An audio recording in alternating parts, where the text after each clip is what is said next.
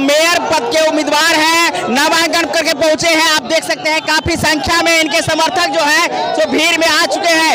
आप देख सकते हैं कि फुलूर झा जो है सो अपने समर्थकों के बीच में घिरा गए हैं और समर्थक जो है फूल माला और अबीर से उनका स्वागत कर रहे हैं। आप देख सकते हैं फुलूर झा अपने समर्थकों के साथ किस प्रकार से घिरे हुए हैं।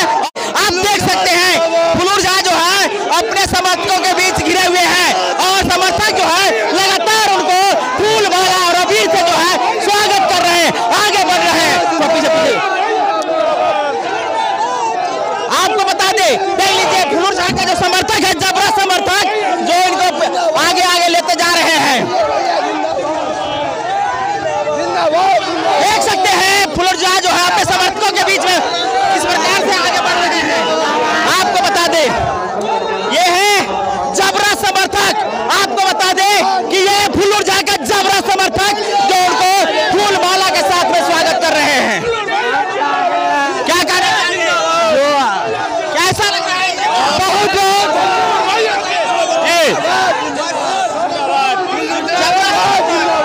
आप देख सकते हैं काफी भीड़ में फुलूर झा आगे बढ़ रहे हैं।